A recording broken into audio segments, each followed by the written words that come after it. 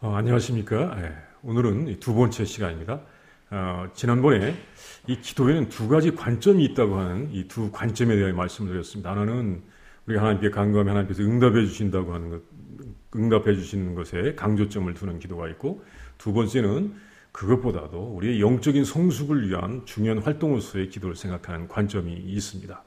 오늘은 그 두 관점 중에서 우리가 간구했을 때 응답해 주시는 그 기도, 하나님의 응답, 거기에 대하여 좀 더 자세히 알아보도록 하겠습니다. 우리들은 살아가면서 또 기도하며 살아왔고, 또 기도하는 중에 하나님의 많은 응답들을 경험했습니다. 그것을 우리들이 이제 간증하며 서로 나누죠. 제 경우도 그런 경우가 있었습니다. 오래전에 제가 아프리카에 있어 본 적이 있었는데, 아이들이 어리고 아내와 함께 같이 있었는데, 그때 이 가족들이 아프리카 오지를 여행할 길이 있었습니다. 오지를 여행하는 중에 제 부주의함으로 말미암아 이 차에 가스를 가득 채우지 아니하고, 그 가솔린을 가득 채우지 아니하고 출발을 했다가 길 도중에서 가솔린이 떨어져 가지고 차가 섰습니다. 이게 굉장히 난감한 상황입니다. 이제 해는 기울어져 가고 있고, 다음 이 주유소까지는 상당히 먼 거리가 남아 있는 것 같습니다. 어떻게 합니까? 이럴 때 하나님께 기도해야 되죠. 그게 굉장히 겨우지였습니다. 하나님께 기도하고 하나님 도와주십시오 했더니 시간이 조금 흐른 다음에 정말로 천사 같은 사람이 와서 도와줘서 그 여행을 잘 계속했던 경우가 있었습니다. 정말 하나님께서 준비하신 것처럼 그 자기의 차에 엑스트라 그런 가솔린을 가득 든 통을 가지고 오는 사람이 있었는데, 그 사람이 와서 저희 차에 가솔린을 다 채워주고는 참 친절하게 채워주고는 갔습니다. 다 하나님의 은혜였다고 그렇게 생각하고 감사를 드렸습니다. 우리들은 그런 경험들이 다 있고 함께 나누었을 것입니다. 우리 성도들은 간증하며 나눴지만 기도한 후에 병에서 회복되기도 하고, 어려운 문제들이 해결되기도 하고, 또 어떤 사람은 낳지 못하던 아이를 낳기도 하였습니다. 그런 기적이 있었습니다. 성경에도 기도와 많은 응답의 사례들이 있습니다. 구약 성경에도 보면 그런 응답의 사례들이 많이 있죠. 아브라함이 이스마엘을 위해서 기도했는데 하나님께서 그 기도를 들어주신 적이 있었습니다. 창세기 17장에 보면 나옵니다. 또 창세기 25장에 보면 이삭이 약속의 후손을 낳아야 되는데 그 아내 리브가가 자식을 낳지 못합니다. 그래서 이삭이 자기 아내를 위하여 기도했는데 하나님께서 쌍둥이 아들을 잉태케 하시는 그런 역사도 있었습니다. 그리고 이삭의 아들 야곱은 야복강가에서 아주 중요한 기도를 합니다. 밤새워서 기도를 합니다. 천사와의 씨름이라고 그렇게 되어 있죠. 자기 형을 만나야 되는데 이 형과 아우의 관계가 완전히 원수의 관계였었습니다. 그때 야곱이 밤새도록 기도했는데 다음날 아침에 서로 형제가 만났을 때는 이제 원수가 아니라 정말로 진정한 형제의 관계가 회복된 것을 볼 수가 있었습니다. 하나님께서 기도를 하게 하시고 그 기도를 통하여 에서를 변화시키셨던 것입니다. 또 히브리 백성들이 출애굽하는 중에 이제 모세는 하나님께 많이 기도합니다. 모세는 하나님께 부르짖었는데 하나님께서 그때 그 기도에 응답해 주셔서 히브리 백성들에게 물을 주시기도 하고 또 여러 가지 필요한 것들을 주셨습니다. 또 여호수아는 그 가나안 땅을 정복하기 위하여 전쟁할 때 하나님께 간구했습니다. 하나님께서 여호수아의 기도를 들으시고 해와 달과 별을 일정 시간 동안 멈추게 하셨다고 합니다. 여호수아 10장에 나옵니다. 또 한나는 아들을 낳지 못할 때 기도하고 사무엘을 낳았습니다. 또 히스기야 왕은 병들었을 때 하나님께 간구했습니다. 하나님, 제 병을 낫게 해주십시오. 하나님께서 그 기도를 들으시고 15년의 생명을 더 연장시켜 주셨습니다. 하나님께서는 사람들의 기도, 우리들의 기도에 응답을 해 주십니다. 이 응답을 많이 받은 사람이 있어요. 우리가 잘 알죠. 영국의 브리스톨에서 목사했던 조지 뮬러 목사님이라고 하는 분이 있는데, 그분은 이 책을 보니까 약 일생 동안에 5만 번의 기도의 응답을 받았다고 합니다. 그분의 삶은 기도와 하나님의 응답하심의 역사였다고 볼 수가 있습니다. 대단한 경우예요. 그런데 이 조지 뮬러 목사님이 쓴 책 말고 또 다른 책에도 그 기도에 관한 이야기가 나오는데 베키 티바라시라고 하는 분이 쓴 책에 이런 이야기가 있습니다. 이 조지 뮬러 목사님이 한 번은 영국의 브리스톨에서 캐나다의 퀘벡까지 여행할 때 배를 타고 갔다고 합니다. 그런데 이분이 배를 타고 가면서 이제 약속 시간에 맞추기 위하여 토요일 오후까지 그 목적지에 도착을 해야 되는데 이 항해길이 순탄치가 않습니다. 무엇이 문제냐면 안개가 자욱해가지고 안개가 너무 자욱해가지고 배가 제대로 나갈 수가 없었고 배는 약속 시간을 넘길 그런 그 위험에 처해 있었습니다. 이때 조지 뮬러 목사는 선장에게 와서 이야기했습니다. 선장님, 저는 토요일 오후까지 퀘벡에 도착을 해야 됩니다. 선장은 상황이 난감합니다. 왜냐하면 자기도 알지만 지금 이렇게 자욱하게 안개가 끼어있던 경우가 많지 않았습니다. 배가 그때까지 도착하려면 상당히 도착하기가 힘들 것 같은 생각이 듭니다. 그래서 선장은 그것이 불가능할 것 같습니다. 그렇게 이야기를 했다고 합니다. 그랬더니 이 조지 뮬러 목사께서 그러면 저와 함께 기도를 합시다라고 그렇게 제안을 하더래요. 그리고 기도를 하더니 이제 뭐냐면 기도를 하더니 이제 선장님 기도를 하더니 조지 뮬러 목사가 기도를 한 다음에 그 선장님도 이제 예수님을 믿었어요. 믿은 사람이기 때문에 자기가 기도를 하려고 하니까 선장님 기도하지 마십시오 그러더랍니다. 왜냐니까 선장님은 하나님께서 역사하실 것을 믿지 않았기 때문에 기도할 필요가 없고 또 한 가지는 제가 이미 기도를 해서 하나님께서 일을 하셨기 때문에 선장님은 더 이상 기도할 필요가 없습니다. 그러면서 선장님 이제 저 위로 올라가서 안개가 거친 것을 한번 보십시오.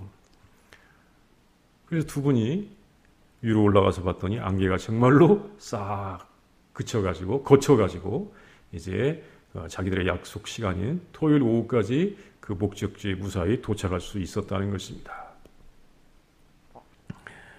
그러면서 그 선장이 조지 뮬러 목사로부터 배운 것에 대해 이렇게 이야기했습니다. 제가 그분으로부터 배운 것은 만약 우리가 하나님을 알고 있다면 그리고 우리가 삶과 환경을 위한 하나님의 뜻을 알고 있다면 아무리 불가능해 보이는 일이라 할지라도 하나님께서 일하실 것을 믿고 기도하는 것입니다. 그러면 하나님께서 분명히 일하실 것입니다. 이 기도의 사람 옆에 잠깐 있었더니 하나님께서 역사하시는 그 모습을 보고 우리가 기도하면 하나님께서 응답해 주신다라고 하면서 이 선상이 알고 전해 주었다고 하는 것입니다.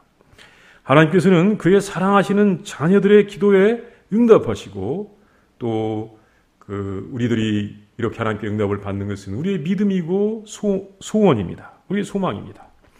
많은 사람들이 증언하는 바는 하나님은 우리의 기도에 응답하신다는 것입니다. 그런데 우리가 자주 경험하는 바가 있습니다. 그것은 뭐냐면 우리가 기도하는 대로 하나님께서 응답하시지 않는 경우도 있다는 것입니다. 내가 한동안 하나님께 간구했습니다. 기도했습니다. 그런데 아직 응답을 받지 못한 경우도 있습니다. 내가 응답을 받지 못했어요. 응답을 받지 못한 사람도 있습니다.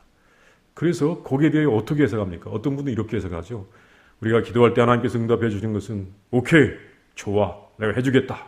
안개야 거쳐라. 이런 응답도 있고 어떤 경우는 기다려라. 조금 더 기다려라. 아직은 때가 아니다.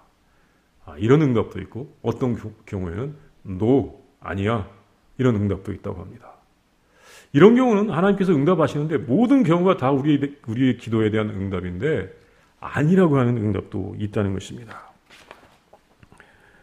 자, 하나님께서 아니다. 이렇게 부정의 응답을 한다면 이런 경우는 어떤 경우입니까? 이런 경우도 응답이라고 해야 할 수 있습니까? 이런 경우도 응답이라고 할 수 있습니까? 그리고 이런 경우가 있어요. 처음에는 하나님께서 응답을 잘 하시는데 나중에 어느 시간이 지나면 하나님께서 우리가 바라는 모든 것을 다 응답해 주신 것은 아니다. 이렇게 말한 분이 있습니다. 여기에 대하여 리차드 포스터 목사님은 콘베르사치오 모룸이라고 하는 말을 통하여 이것을 우리에게 설명했습니다. 그때는 이 전환의 시기다 이렇게 이야기한 적이 있습니다. 우리가 이것을 보면서 이런 것을 생각하면서 하나님께서 우리의 뜻대로 다 응답하지 않는다면 그런 경우는 어떤 경우입니까? 성경에서는 하나님께서 우리의 기도에 다 응답하신다고 말씀하신 것은 아닙니다.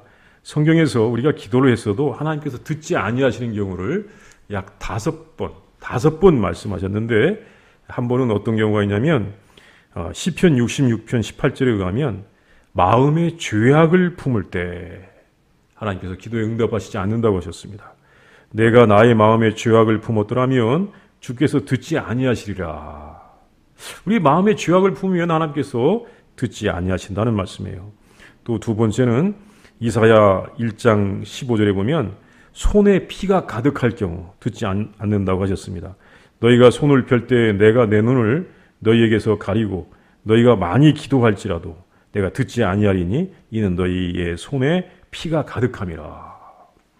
손에 피가 가득하면 듣지 않는다 하셨습니다. 세 번째는 하나님께서 불러도 듣지 아니하시고 우상 숭배를 할 때입니다. 이런 경우는 예레미야 7장에 많이 나옵니다. 하나님께서 부르셨는데 응답하지 않고 또 우상 숭배를 할 때는 응답하지 않는다고 하셨습니다. 또 네 번째 우리가 잘 아는 말씀인데 야고보서 4장 3절에 있듯이 구하여도 받지 못함은 정욕으로 쓰려고 잘못 구하기 때문이라. 우리가 이 정욕으로 쓰려고 잘못 구할 때 하나님께서 듣지 않는다고 하셨습니다.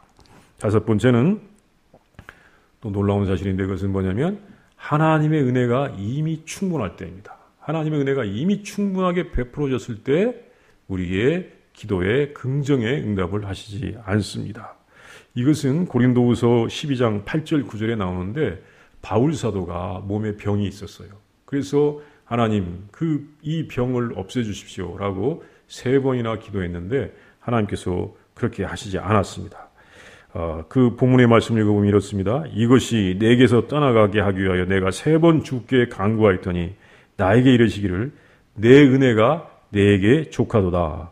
이는 내 능력이 약한 데서 온전하여 짐이라 하신지라. 그러므로 도리어 내가 크게 기뻐함으로 나의 여러 약한 것들에 대하여 자랑하리니 이는 그리스도의 능력이 내게 머물게 하려 함이라.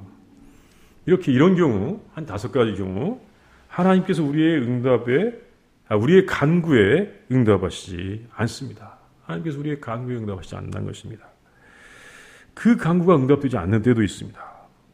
참 우리들은 응답을 얻기 위하여 기도하는데 응답하지 않는 경우도 있다는 것입니다. 그러면 우리들은 이걸 바로 깨달으면 좋은데 그렇지 않고 하나님께서 내가 기도해도 응답해 주시지 않는다. 그러면 어떻게 해야 되는가?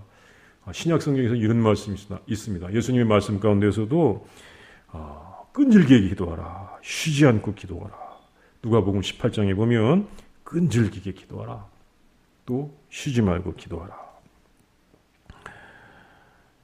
아직 기도가 부족하기 때문이다. 그래서 더 해야 된다고 이렇게 생각하기도 합니다. 그래서 이제 하나님 응답해 주십시오. 하나님 도와주십시오. 하나님 허락해 주십시오. 라고 간구합니다. 그래서 이렇게 항상 기도하고 낙심하지 않는 기도를 행함에도 불구하고 아직도 거기에 대하여 응답이 없는 경우가 있습니다. 그렇다면 그 기도의 의미는 무엇입니까? 학교 입학시험이라든가 직장의 입사시험을 앞두고 기도하는 경우가 많이 있는데 내가 목적하는 대로 하나님께서 허락해 주시면 참 좋은데 내가 기도했지만 하나님께서 직장의 입사시험 같은 경우 허락해 주지 않는 경우가 있습니다. 많은 젊은이들이 요즘 직장 입사 때문에 고난을 겪고 있다고 하는데 그런 경우가 있지 않습니까? 그러면 기도는 무슨 의미가 있습니까? 기도를 자기의 간구에 하나님께서 응답해 주시는 것으로만 생각한다면 이런 경우도 있다는 것입니다. 오 할레스비 목사님은 이렇게 말했습니다. 이분은 이 기도라는 책을 썼습니다. 우리말로는 영의 기도라고 하는 말로 번역이 되어 있는데 이런 말이 있습니다. 정도의 차이는 있을지라도 거듭나지 못한 영혼은 하나님과 관계를 맺을 때 마음속에 어떻게 하면 나의 유익을 위해 하나님을 가장 잘 활용할 수 있을까? 어떻게 하면 현재와 미래와 영원토록 하나님이 나를 가장 잘 섬기게 만들 수 있을까라는 생각을 가지고 있습니다. 그러다가 하나님께서 자신의 생각대로 즉시 응답하시지 않으면 깜짝 놀랄 뿐만 아니라 실망을 금하지 못하고 심지어는 분통을 터뜨리기까지도 합니다.